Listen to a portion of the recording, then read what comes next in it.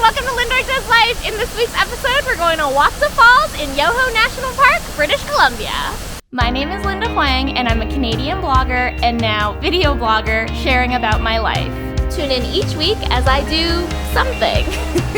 I'll try things you might want to try, visit places you might want to visit, and eat food you might want to eat. I hope you join me as I do life. Wapta Falls is located in Yoho National Park, British Columbia, near the BC-Alberta border.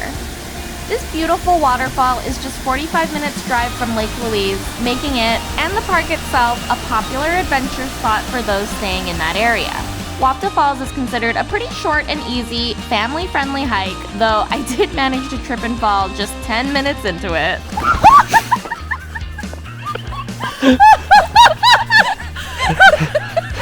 Did you get that? Yeah. Yes! Looked pretty good. During winter, however, Wapta Falls is a nearly 10-kilometer hike because the main road to the trailhead is closed to traffic. During summer, the Wapta Falls hike is approximately 4.6 kilometers round trip. Despite the additional kilometers, this is still considered a pretty beginner hike with pretty low elevation. In wintertime, the road to the Wapta Falls trailhead is closed, so you have to plan to hike. How many more kilometers? But how much does the road add? 4! It said 2 on the sign. There and back. Oh, but it does say it's kid friendly, which means should be no problem for me. The hike is fairly forested, so I wouldn't necessarily say it's super stunning en route to the waterfall. It's still obviously very beautiful, but once you get there, we've arrived at Wapta Falls. Stunning. The trail to Wapta Falls is mostly flat, though you do hike up and down at points pretty consistently.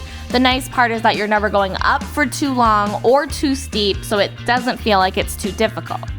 Once again, I was hiking with my adventure cat friend, Great Grams of Gary.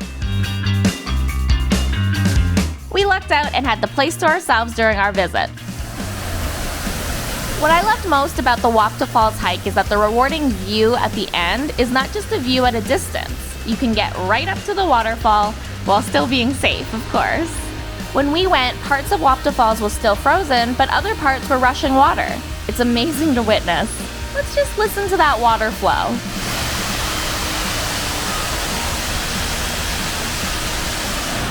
It's waterproof! There's also sort of a hill you can walk up that gives you some nice elevated views of the falls. Again, please be safe if you're heading up there. I've been told that when you hike Wapta Falls in the summer, you can also bring your bathing suit and splash around in the water too. Wapta Falls is about 30 meters high, making it the largest waterfall on the Kicking Horse River in British Columbia. Some sections of this hike do get quite slippery, especially during winter, so I do recommend wearing traction aids like micro spikes, and I use hiking poles to make the adventure smoother as well. Wapta Falls feels fairly accessible, and I think works as a great adventure that yields fantastic Instagrammable views for hikers of all ages and experience levels. And there's cell service here! It's also worth mentioning that if you are hanging out in Yoho National Park, you've got to stop in the small community of Field, BC for food at Truffle Pigs. Yay! We stopped here after our Wapta Falls hike, and it was the perfect place to unwind after our adventure.